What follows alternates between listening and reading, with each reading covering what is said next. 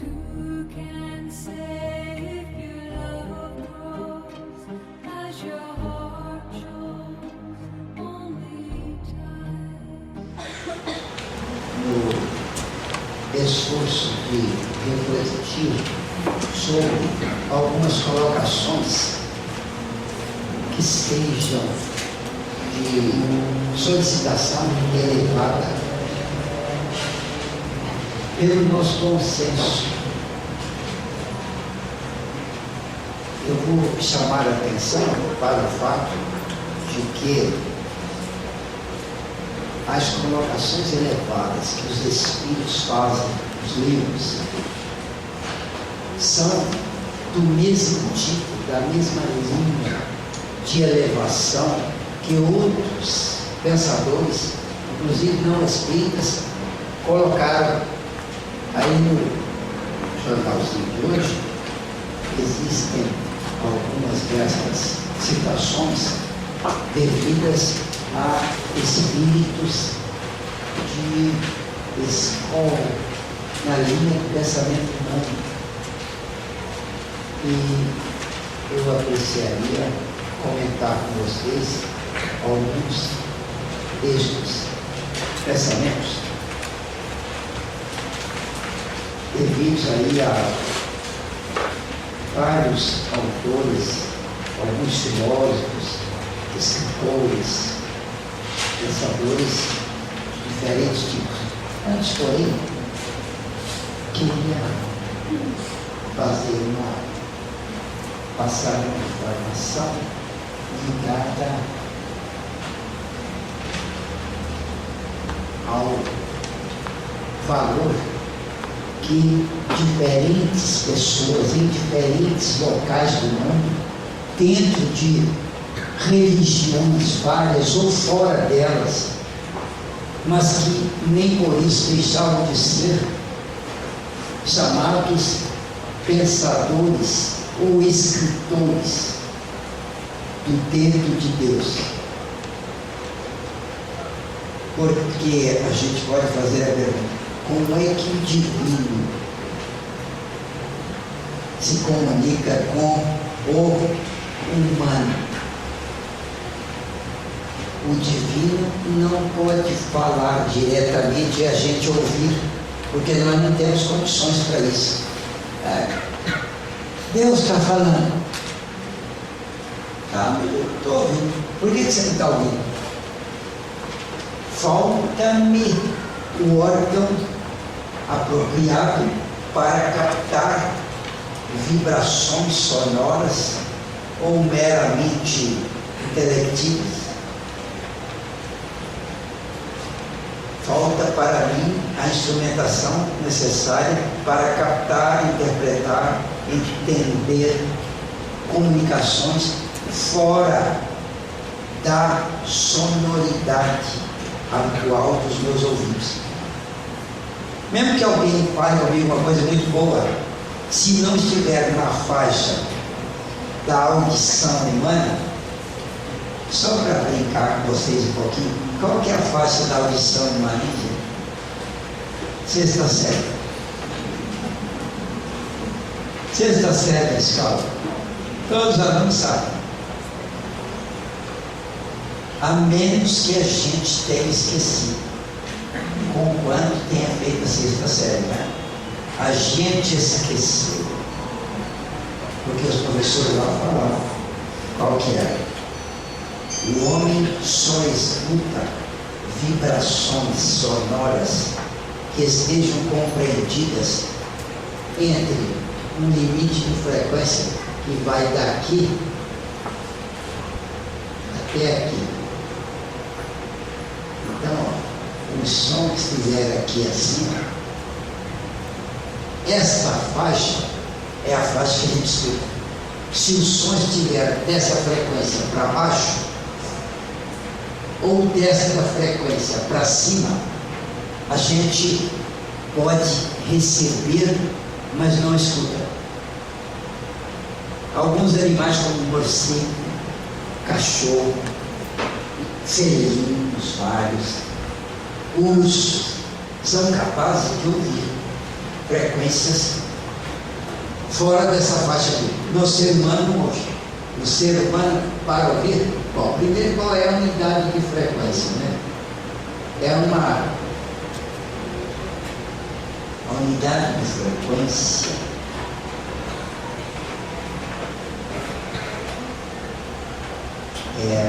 em hertz. Hertz. Z. Hertz. Então, é daqui de 16 até. Você já ouviu falar isso? Até 20. Mas não 20 só, 20 mil. Isso vai ficar muito pouco. De 16 a 20 mil. Aqui é de 16 Hz até 20 mil Hz. Essa daqui até aqui a gente escuta. Se o som vier numa dessas frequências, a gente capta e o ouvido absorve, o cérebro interpreta e a gente tem a informação sonora. De modo que, como as vibrações gerais chegam ao homem muitas, acima e abaixo desses sons, são chamadas infrassons. Para baixo de 16 é infrassom. Para cima de 20 mil é ultrassom. A gente não escuta. Você já foi ao médico para fazer um ultrassom? Você escutou? Eu não escuto. Aquele som lá é uma frequência maior do que 20 mil, chamado ultrassom. Tem um apitozinho, um aparelhinho chamado apito de Galton, que é usado em física para experiências sonoras, mas ele emite 25 mil Hz. O homem não escuta. Quer dizer, tem um apito que a gente toca assim. A gente faz força e o apito faz um som, mas ninguém escuta. 25 mil Hz. O cachorro escuta. Quer ser um cachorro? Aí o cachorro escuta. Ele escutou. Nossa.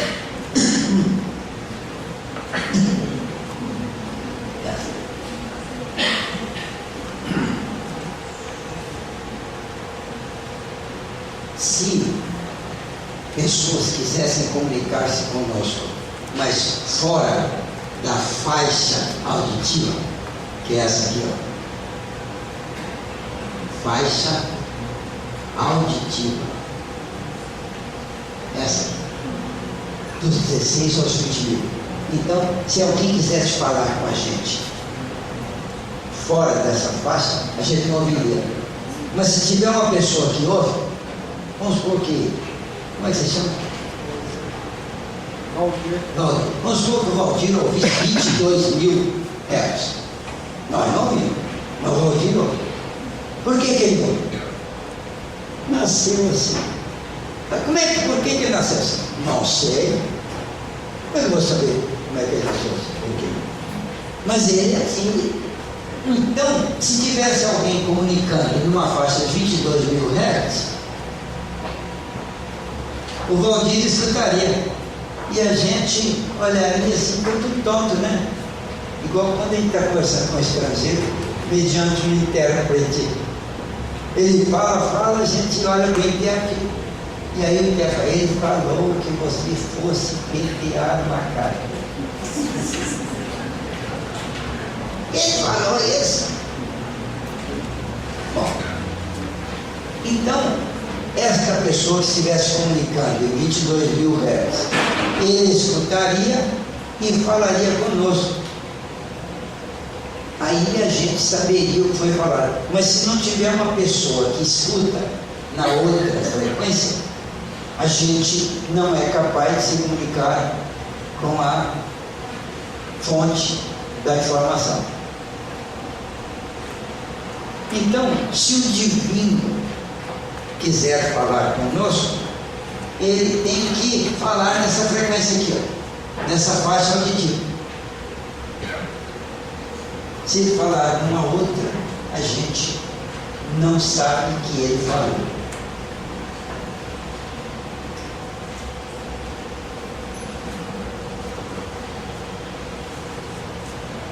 O divino precisava se comunicar com a humanidade, mandar informações, mandar recados. E se o divino conseguir mandar a informação e alguém pegar e traduzir para nós, esta informação que veio de lá, do divino, tem um nome. Vamos ver se o pessoal lembra. Não foi na sexta série, isso aí está nos livros de religião. Como é que se chama a informação que vem do divino? Como é que chama?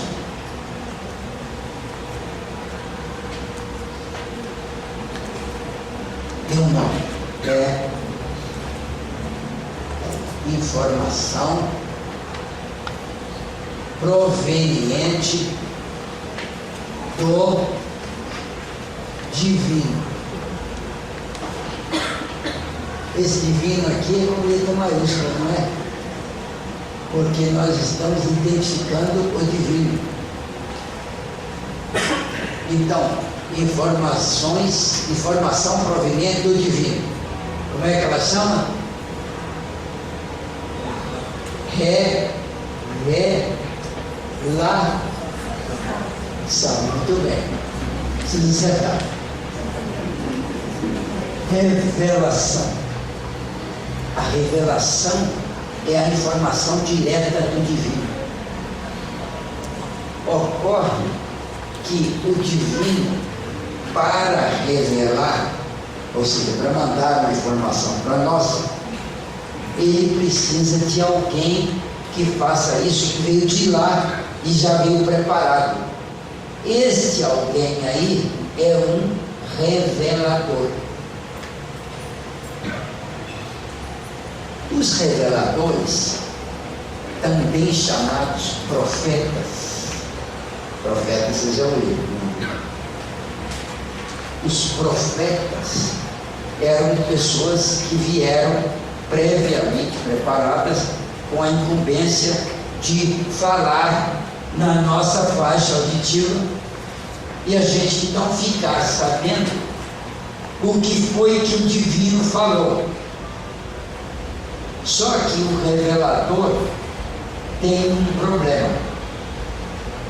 Quando ele falar, ele fala que foi o divino que falou. Mas nós que recebemos aqui a informação, temos que analisar aquilo para ver se as características são divinais. Porque senão o revelador pode tapear a gente. E tem dois tipos de tapeação ou mistificação dos reveladores. Uma é a mistificação consciente, intencional. E a outra é a revelação inconsciente, é a mistificação, a enganação inconsciente. O indivíduo engana e nem sabe o que está fazendo. Quer dizer, ele escuta, ele pensa que está transmitindo o divino, e até em parte ele está mesmo, mas ele mistura com o que ele próprio pensa. Então sai do lado de cá, na nossa faixa auditiva, como sendo proveniente do divino, mas uma parte não era do revelador. Então esta mistificação, quando é inconsciente, o sujeito não é culpado, né? Ou pelo menos não é muito culpado. Faltou para ele certas características que ele era obrigado a ter, características de preparo. Então o revelador precisa de certos preparos para ele ser fiel à revelação. Um tipo de preparo é a autoeducação intelectual. Ele tem que ter competência de entendimento para ele captar a informação do divino e transmitir adequadamente. É como dar um recado. Você dá um recado para um sujeito transmitir para uma pessoa que você quer. Lá adiante. E essa pessoa, se ela for de pouco esclarecimento, pouca cultura, ela entende o recado, mas na hora dela falar, ela fala com o palavreado dela que é tão pobre que a informação sai truncada. Ela não consegue dizer aquilo que ela entendeu. Ela escutou e entendeu e queria transmitir, mas não sai, porque ela não tem vocabulário, não tem condições adequadas. Então, um revelador precisa ter esse preparo para ser capaz de transmitir adequadamente.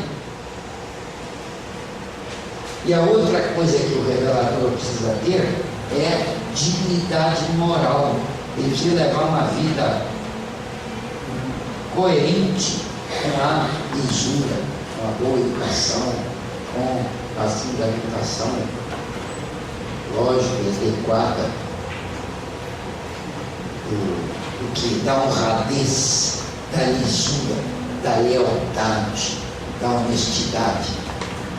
Então o revelador precisa ser sincero e valoroso moralmente para ele ter capacidade de afinar com a fonte reveladora em termos morais.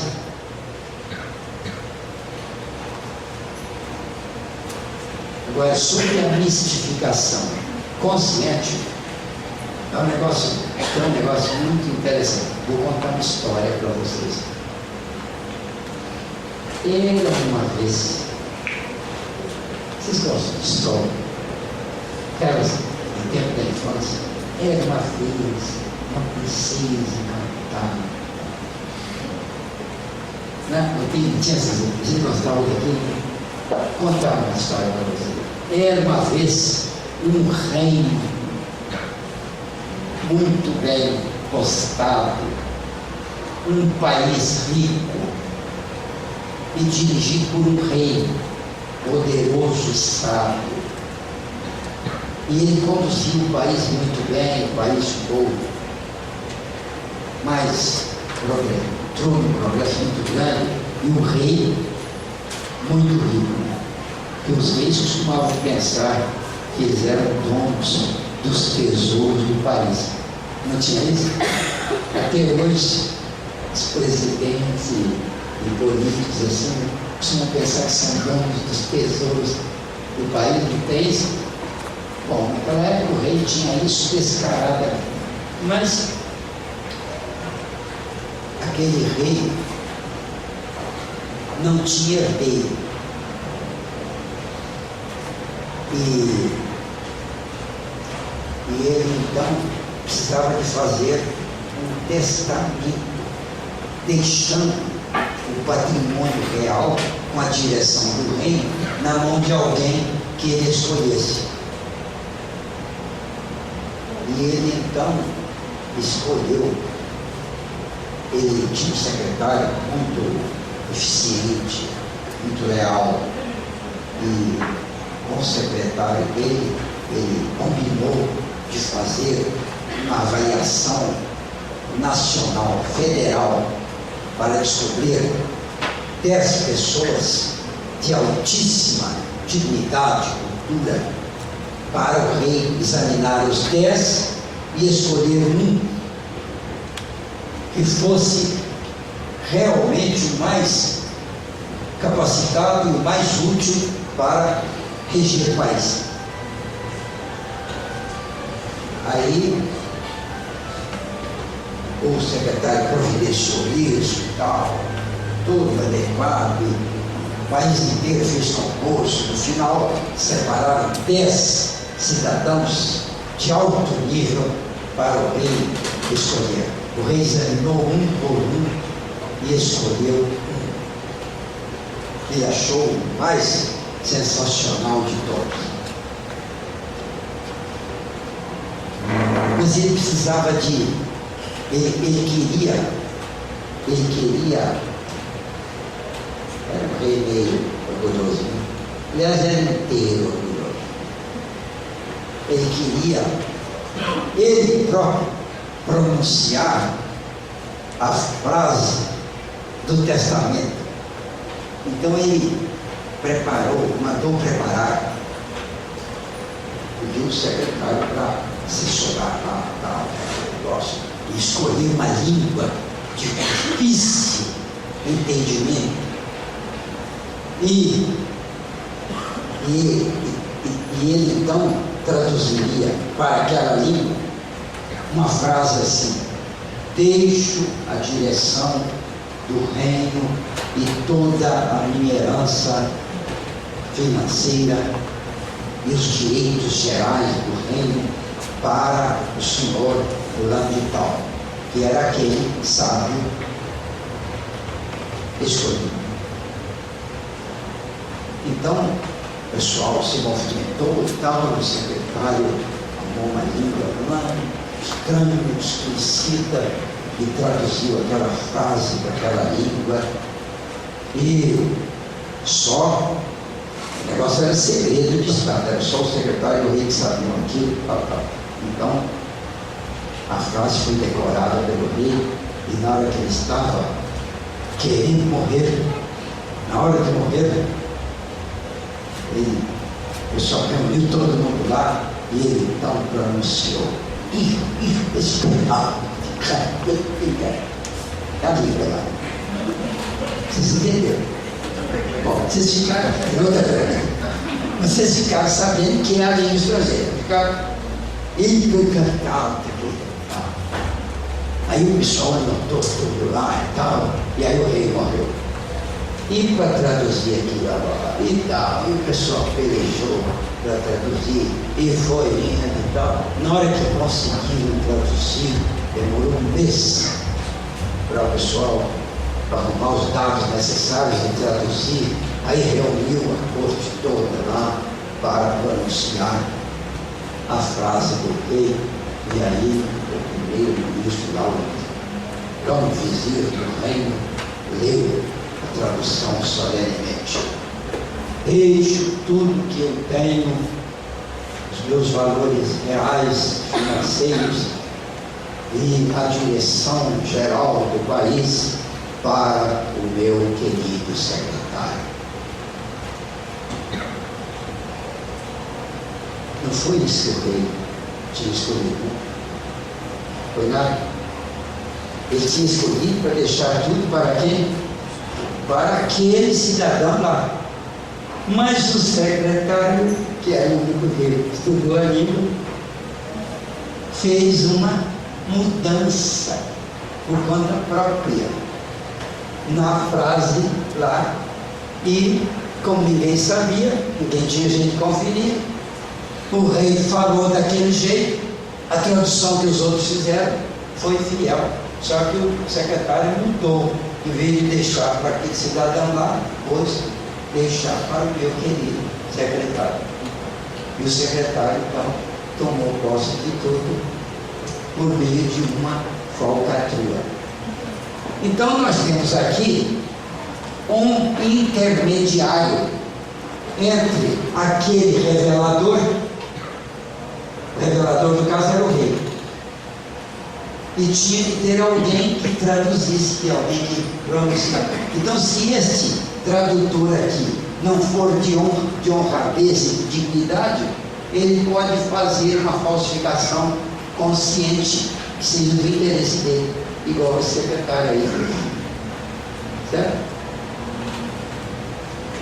De modo que o divino tem muita dificuldade com as revelações, porque ele manda os profetas, e os profetas, quando chegam lá de cá, eles são gente, eles nascem, crescem, ficam adultos, viram profetas e agora vão fazer informações que estão vindas do divino, e é a cabeça do secretário ali que está que está funcionando lá é o profeta.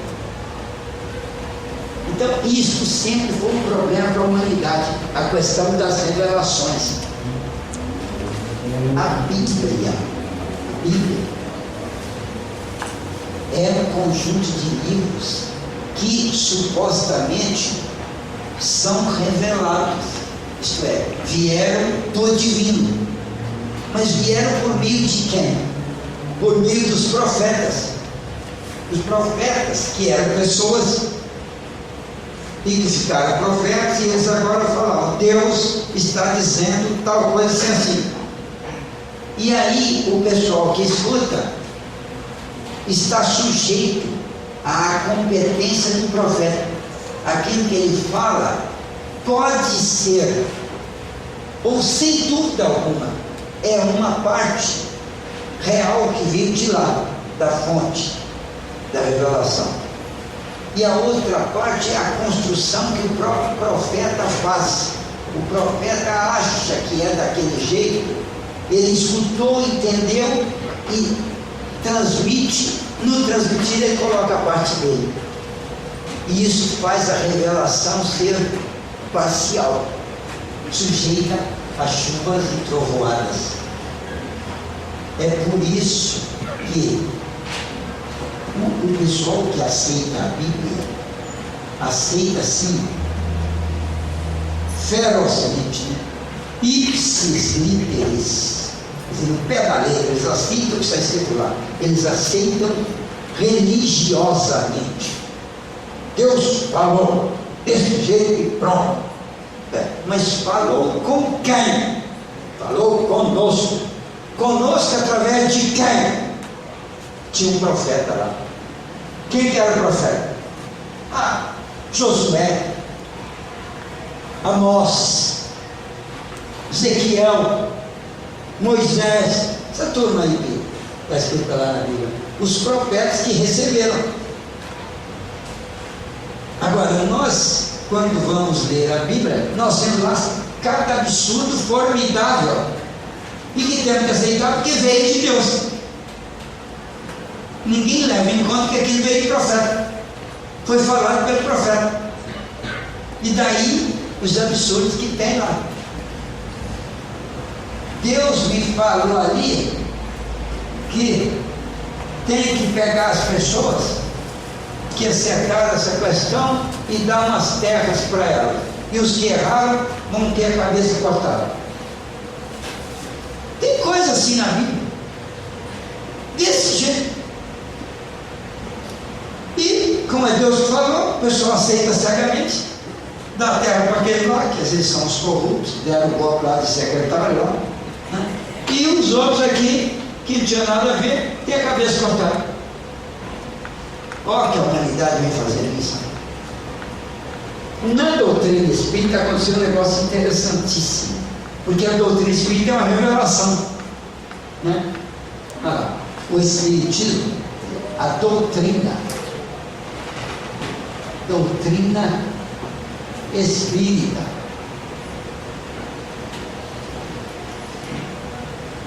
ela estava lá no além. Era uma revelação de lá para cá. Então ela tinha que passar para um profeta. E esse profeta ia contar para o povo. Igual toda revelação. Toda revelação assim. Então, o divino, estudando esse assunto, falou assim: como é que nós vamos fazer para garantir que a revelação que nós temos aqui chegue lá de um jeito total, indiscutível? Então nós temos que caprichar aqui no profeta. Então pusemos: o profeta está sujeito ao nascer na terra, esquecer tudo de onde que ele veio, ele era divino, que ele veio de lá, a mandado e tal, ele era um missionário, aquela coisa. E ele, agora, quando a revelação pingar na orelha dele, sob a forma de que ele é o cara que escuta os 22 mil hertz ali, ó, né? Acima do que nós aqui na Terra não escutamos. O que é que a espiritualidade aí do lado do divino, né? A espiritualidade lá, ó, do lado de lá, está passando para cá. Nós não escutamos o que eles estão falando. Precisava de alguém que escutasse para contar. Então o divino tinha que caprichar nesse alguém. E aí foi escolhido um missionário, um altíssimo lá, os servidores altos do divino, um tal de o sujeito que ia nascer e receber o nome de Hipólite com H, Hipólite Léon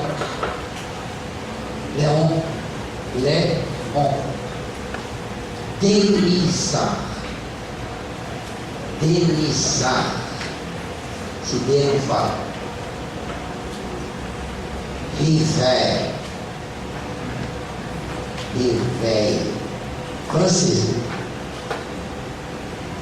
rainha francesa, falei, acabou assim, Rivet, desse Hipólite, carrega em Hipólite, Leão, carrega no ar, Delisar, para no ar, não fala meu R, meu D, Rivet, Hipólite Leão Delisar Rivet. Este era o nome do cidadão ia ter lá na terra. E ele veio de... Agora, para ele ter as características necessárias, era preciso que ele fosse muito bem educado. Então o pai dele era juiz de direito. A mãe dele era professora com cultura e nota. E deram para ele uma cultura esmerada, no primeiro grau, segundo grau ali. Na hora que ele estava, isso foi em Paris, na hora que ele estava para receber a cultura fundamental, eles não deram em Paris, mandaram para a Suíça, porque lá tinha uma escola sensacional, dirigida por um pedagogo que é famoso até hoje, um tal de Pestalozzi. Esse Pestalozzi foi criador de um método de ensino notável, que vale até hoje. Então ele dirigia a escola lá numa cidade chamada Yverdon, na Suíça. E o Hipólite foi mandado pelo pai dele para estudar lá na Suíça, em Yverdon, na escola do senhor Pestalozzi. E ele, esse Hipólite, era um indivíduo destacado em cultura. Desde cedinho ele era avançado, inteligência notável, sério, lúcido. Bom, era um espírito de escola. Então ele fez um curso excelente lá em Yverdon, na escola Pestalozzi. Excelente. Dominava 4 idiomas quando ele voltou. Tinha o francês daqui, tinha o alemão que ele aprendeu no meio do caminho lá, o italiano, e francês, italiano, alemão e inglês. Ele veio dominando 4 idiomas. Jovem de tudo, já veio de lá um sábio. E se dedicou a mais cultura, se dedicou ao estudo, foi professor lá da universidade e tal. E era uma cultura fantástica. E se especializou muito, escreveu livros. 1 livro, 2 livros, 3 livros, 5 livros, 8 livros, 10 livros, 12 livros, 15 livros. Escrevia livros, ele era cultura. Aprendeu mais 3 idiomas, falava 7 idiomas. Era uma cultura. E nessa altura ele já estava com 22 livros escritos. Livros desde gramática francesa até livros para crianças de ditado, pontuação, essas coisas assim. da escola primária e lia os mais avançados de cultura, de ciência, até de astronomia. O homem entendia. Era uma cultura respeitadíssima na França pela cultura. Em 1850, esse cidadão aqui tinha nascido em 1803. E em 1850,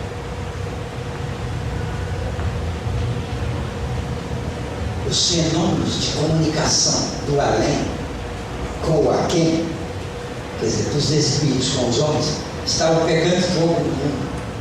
Estava havendo uma comunicação, que era a chegada dos fatores da revelação.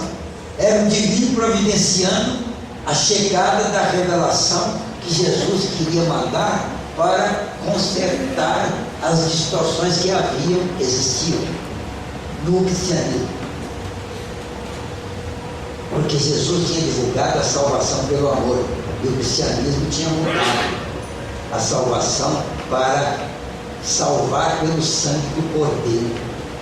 Jesus padeceu e morreu na cruz para nos salvar. Quer dizer, é um negócio sutil para danar, né? E todo mundo concordou, vamos homenagear Jesus, coitado. Morreu na cruz, era o Salvador, morreu na cruz, então morreu na cruz para nos salvar. Foi um negócio sutil, mas que mudava tudo.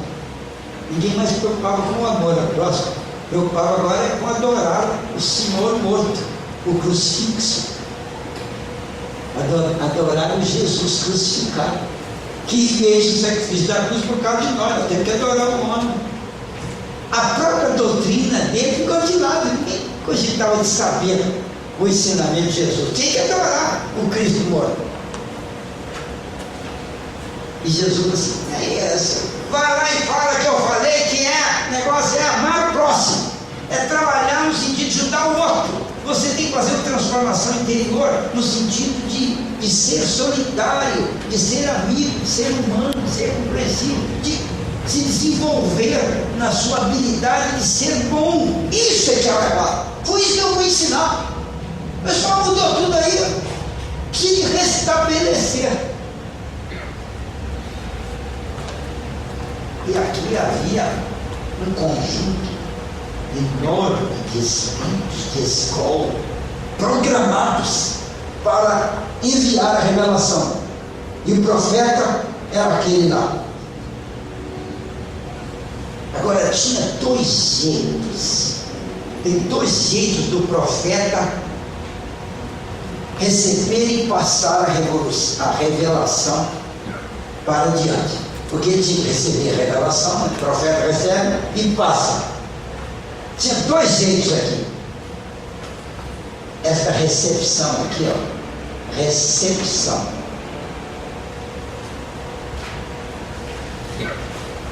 Tinha dois jeitos de receber a mensagem que ia chegar. Um jeito era chamada recepção direta e a outra era indireta.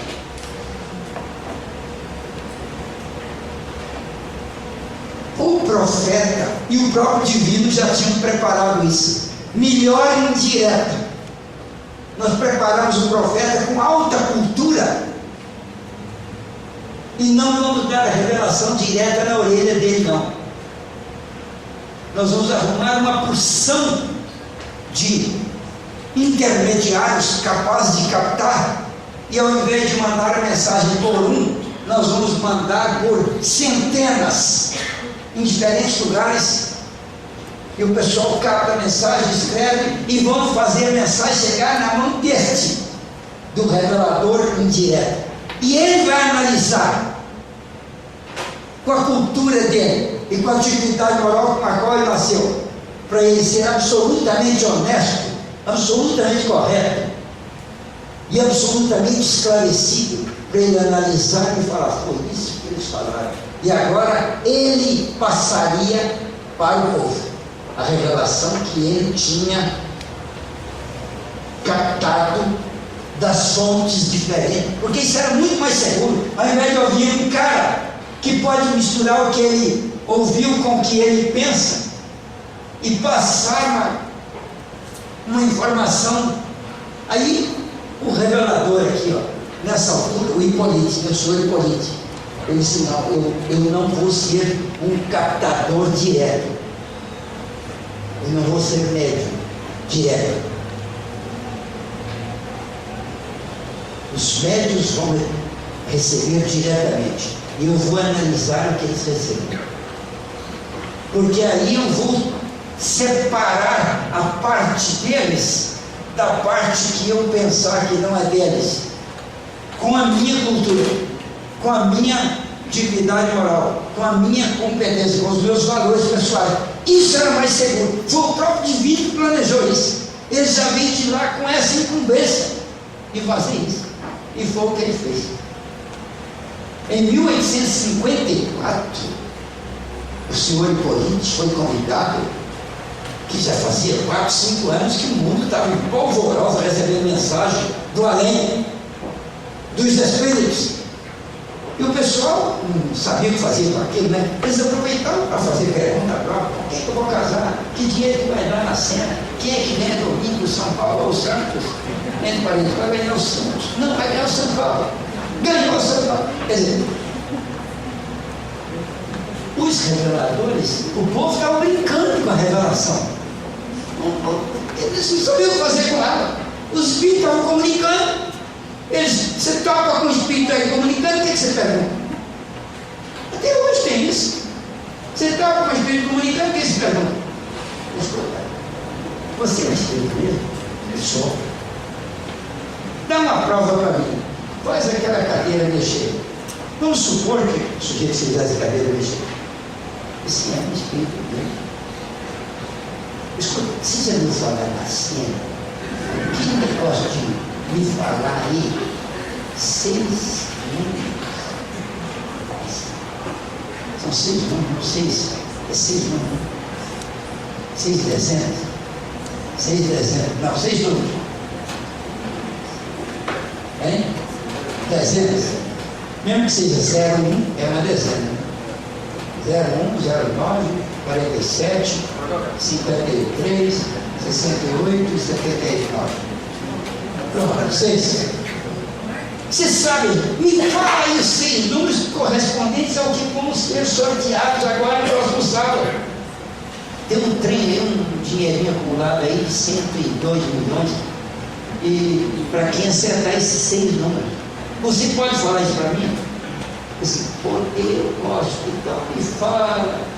Bom, eram espíritos que vieram para passar as revelações morais de origem divinal, com vistas a ajudar a humanidade. Então eles não iam dar esse tipo de resposta. A mãe chegava e falava: o senhor não é espírito mesmo? Sou. Me fala uma coisa, eu estou com uma filha encalhada lá, já está com 32 anos. Se o senhor pudesse arrumar um marido para ela, eu ficaria muito feliz. Me dá uma dica aí. Onde é que eu acho esse cara? Ou onde é que eu acho um casador possível? Eu ir lá ver, ofertar meu produto lá no mercado para ver se ele casa com a minha filha, desencalhar, coitada lá aqui. Esse tipo de pergunta tinha muita. Povo.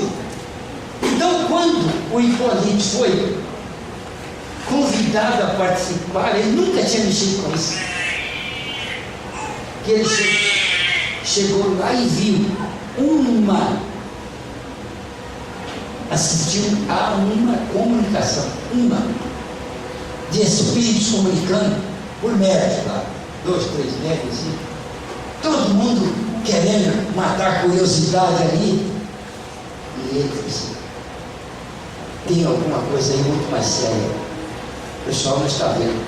Se é espírito mesmo que está comunicando do outro lado, para cá, nós temos uma ótima chance de fazer perguntas de ordem filosófica sobre a dignidade da vida. Nós temos um excelente modo aqui de auxiliar a humanidade com perguntas sérias feitas a essas entidades. Olha, então ele não recebia a informação direta, ele escutava os espíritos falando para os médicos. E esse negócio precisa ser por escrito, para a gente analisar direitinho se aquilo que o espírito está falando é válido ou não, se é correto ou não, se é aceitável ou não. E eu vou passar isso tudo pelo crivo da razão. Ele era o revelador escolhido. Ele podia fazer isso, tinha sido preparado para isso lá e aqui. Ninguém estava mais abalizado, mais capacitado de fazer isso do que aquele homem. E ele exatamente começou a fazer isso. Aí ele logo já formou os dirigentes ali e tal, o pessoal com a dignidade dele, né? Ele suprimiu aquelas informações, aquelas perguntas idiotas que tinha, aquelas coisas lá, e ele próprio começou a fazer questões sérias. Ele fez umas 580 perguntas, umas não, exatamente, e os espíritos responderam. Perguntas assim como essa aqui: o que é Deus? Essa pergunta é inteligente ou não, gente? É inteligente ou não? Por que é inteligente, hein? Pergunta número 1 que ele fez. Por que essa pergunta é inteligente? Porque é uma pergunta sem preconceito. Ele não perguntou o que é que... Ele não perguntou o que é que ele queria receber. Ele não fez pergunta ligada ao que ele já sabia. Ele fez uma pergunta neutra, absolutamente neutra, que não continha sugestão de resposta. Por isso que era inteligente. Se ele perguntasse assim, quem é Deus? Ele já estaria supondo que Deus é uma pessoa. Porque pessoa é que é quem. Ele perguntou o quê? Ou seja, eu não sei sobre Deus. O que é isso?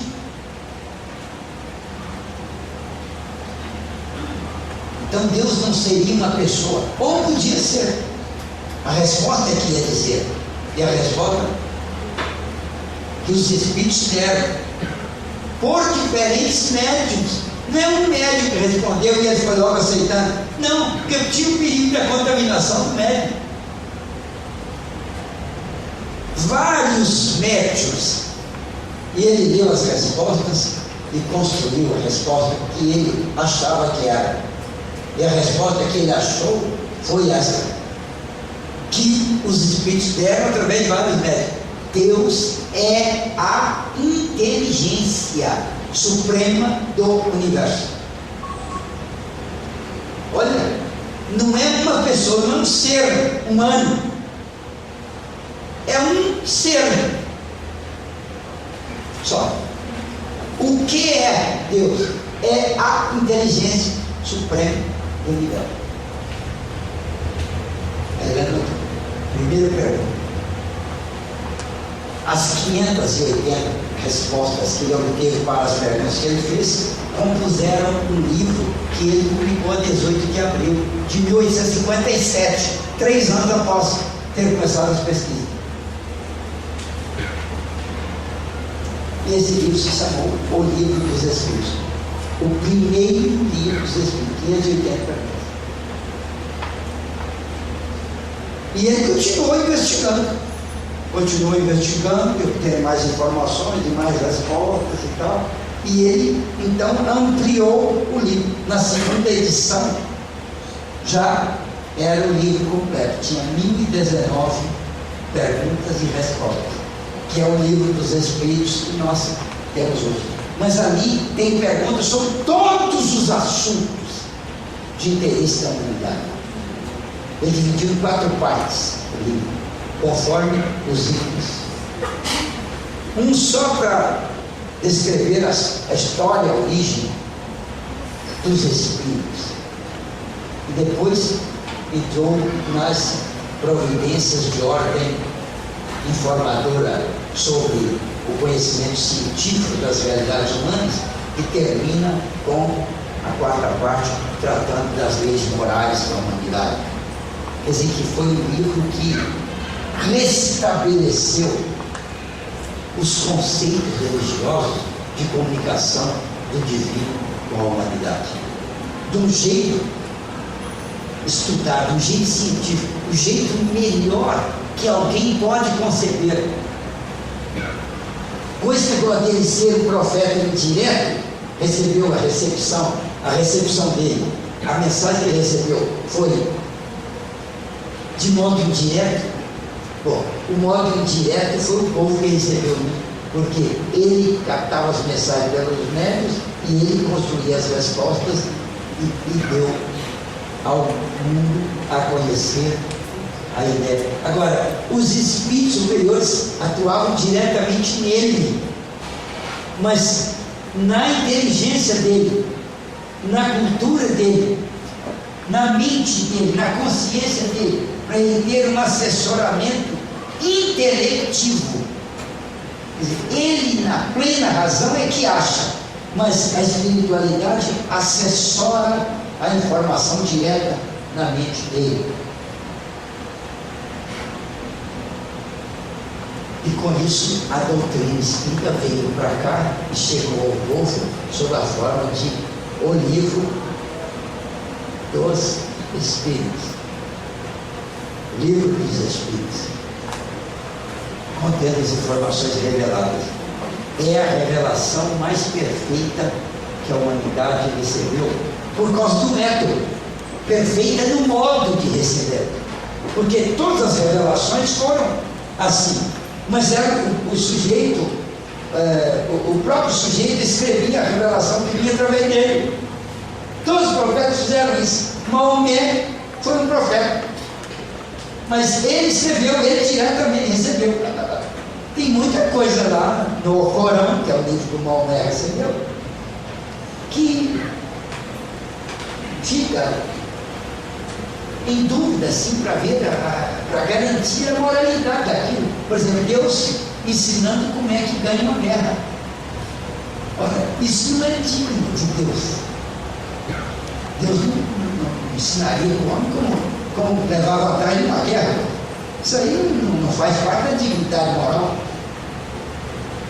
Então isso é coisa do Maomé, mas estava lá no meio. Assim como Moisés também recebeu o Velho Testamento todinho, que é a parte anterior da Bíblia, né?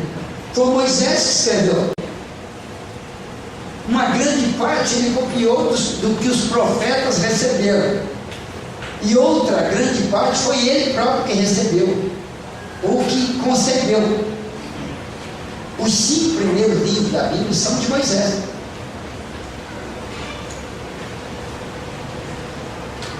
E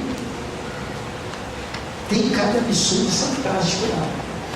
Quer dizer, a parte humana de Moisés. Aliás, se ele faz uma análise, a gente vê cada coisa absolutamente inaceitável. Mas está lá como sendo Deus que fez aquilo. A gente diz, esse Deus é um Palermo que fala um trem desse. Imagina o que ele fala. Mas é tudo assim no Velho Testamento. Só para dar um exemplo para vocês. Moisés, antes de tirar o povo do Egito, isso tudo está na Bíblia, mandou um anjo chamar o Moisés, que ele era um pastor lá. E aí ele apareceu um anjo para ele e disse: eu venho da parte de Deus para convocar você para tirar o meu povo, o povo de Deus, lá do Egito. Povo de Deus. Os judeus eram povo de Deus. E os outros povos eram de Deus? Chamar os judeus de povo de Deus já é um furado de Moisés. O divino não falaria isso, mas o Moisés escreveu isso. E danou chamar aquele povo de Deus, que chama povo de Deus até hoje. E são os maiores guerreiros matadores do mundo, os israelitas. Ninguém pode com Israel, soltar Israel. Povo de Deus. Então Deus poderia falar para aquele pessoal, mansa um pouco e tal. Agora, do jeito que a geografia do lugar onde os israelenses moram, do jeito que a geografia é, se eles avançarem um pouquinho, eles são sufocados, porque eles estão cercados de árabes por todos os lados, que detestam os judeus, e vivem querendo arrebentar com eles. E eles estão vindo lá até hoje porque eles são valentes. Nenhum soldado é tão bom como os soldados israelenses. Agora, é povo de Deus? Eu acho que é, mas igual o brasileiro, igual o argentino, igual o paraguaio, venezuelano, Hugo Chávez, é povo de Deus também. Esse pessoal aí. Que lá que lá que eu não sei falar o nome dele, aquele dirigente lá do Irã, como é que ele chama? Abre para mim, a placa dele é dele. Não sei falar o nome dele, cara. Abre deixar. Sei lá como é que chama aquele cara. Povo de Deus também, pessoal. Querem matar todo mundo. Todo mundo é povo de Deus. Porque o povo todo, toda a humanidade é de Deus, é criada.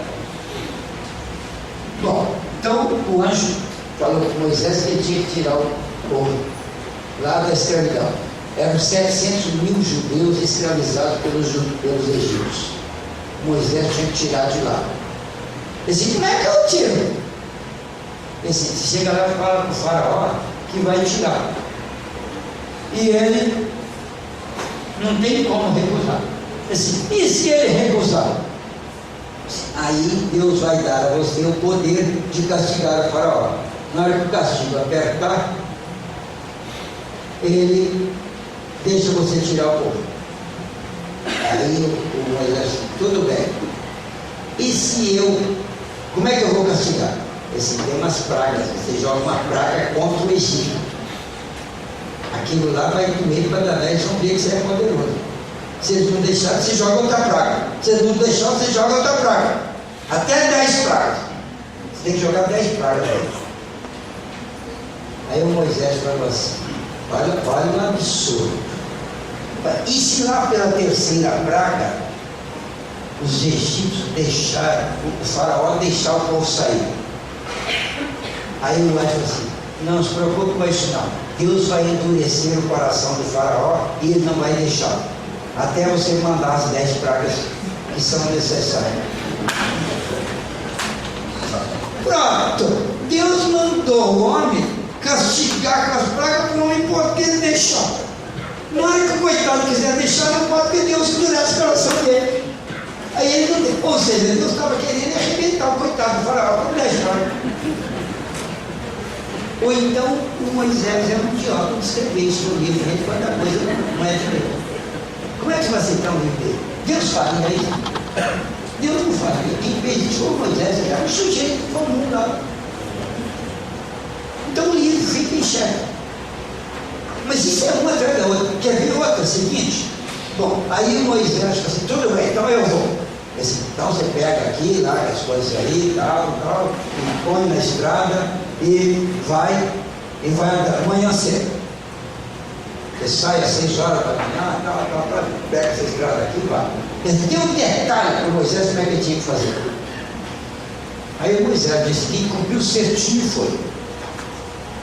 Quando Moisés chegou lá adiante, o anjo apareceu na frente dele, com uma espada na mão, e vir cortar a sua cabeça. Ele disse, você quer pegar minha cabeça por quê? Eu não sou o cara que vocês escolheram lá para tirar o povo lá. Eu não estou protegido por Deus não, cara. Agora quer cortar minha cabeça? Ele disse, Deus mandou cortar a sua cabeça. Eu disse, por quê? Porque você esqueceu de circuncidar o seu filho. Você tem um filho lá uns 9 anos. Você esqueceu de fazer a circuncisão dele. Então Deus ficou bravo com você, mandou cortar a sua cabeça. Aí a gente lembra isso assim, peraí, meu Deus, o Senhor está com a cabeça onde? O Senhor ensinou para Moisés até o caminho que ele devia passar. O Senhor ensinou para ele que hora que ele tinha que levantar. O Senhor ensinou para ele que ele tinha que subir dessa aqui, com uma mochila nas costas. O Senhor não esqueceu detalhe nenhum. Agora o que era mais importante, que era circuncisar o filho dele, o Senhor esqueceu. E agora quer matar ele sem aviso nenhum por causa disso.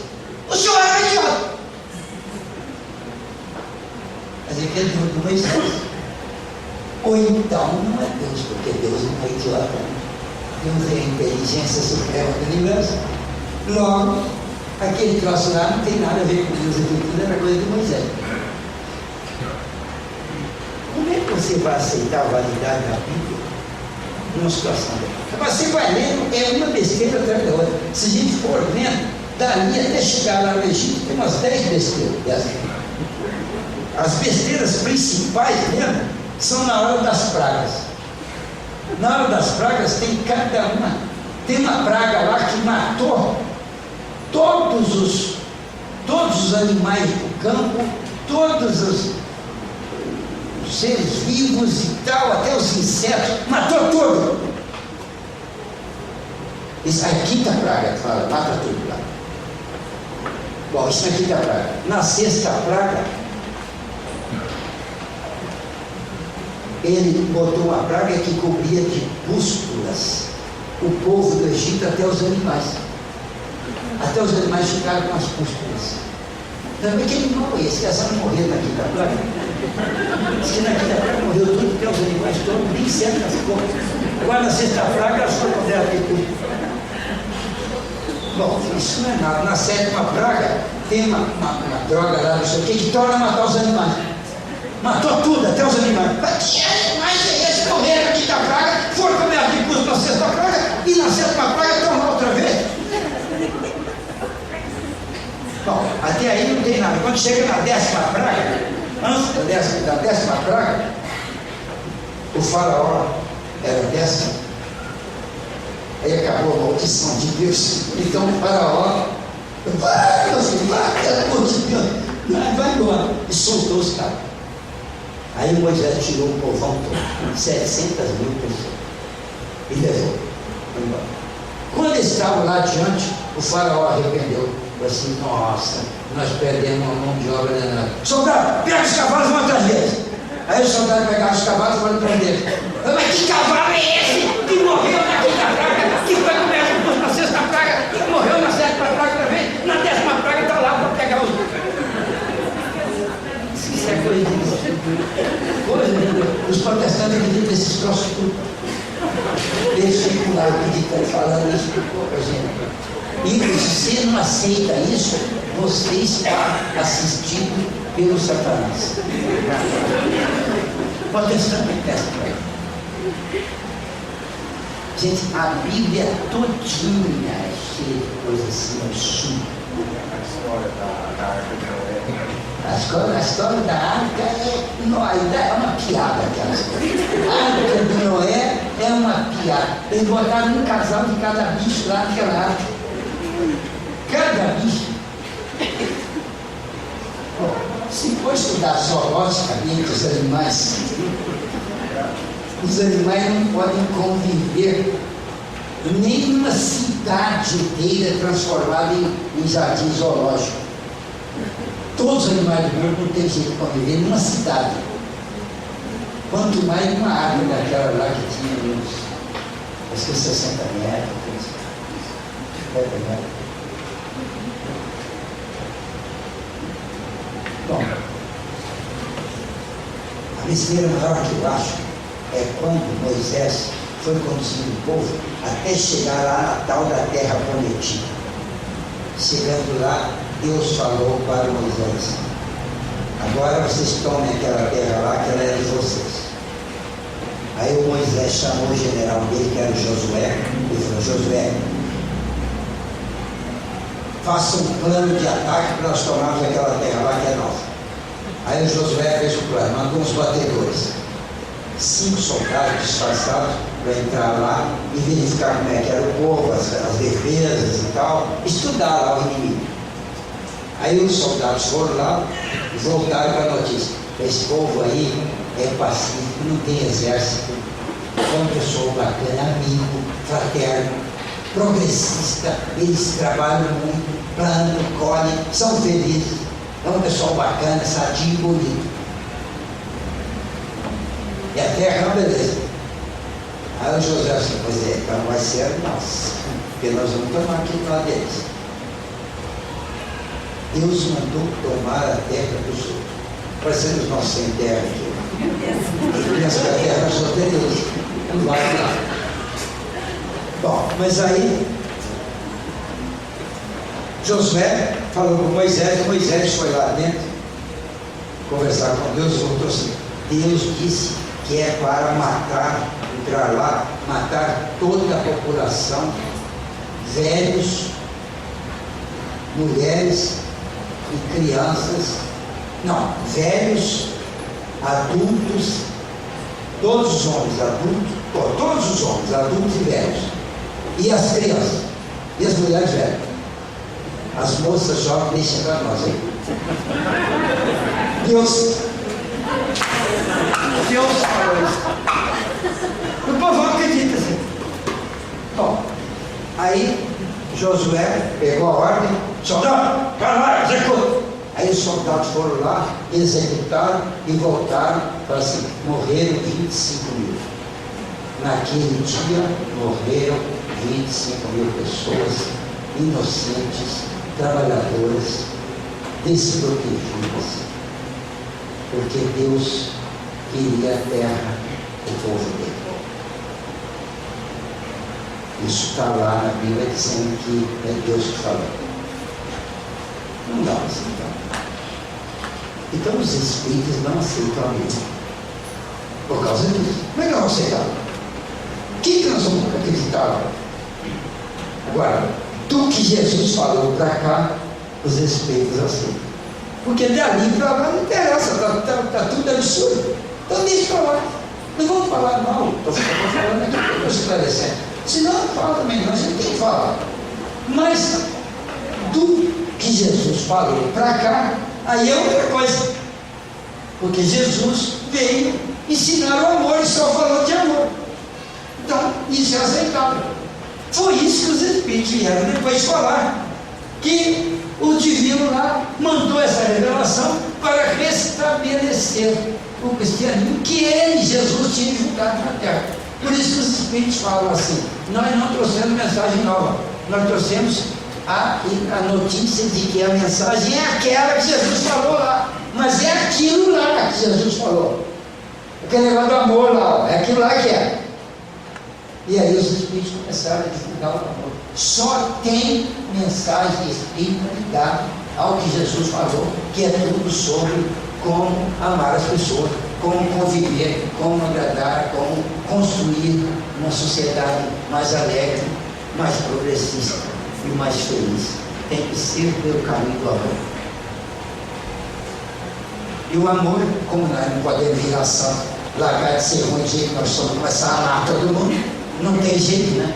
Então, os espíritos falaram assim: a progressão que tem que ser feita é através da prática do bem, vamos chamar de caridade.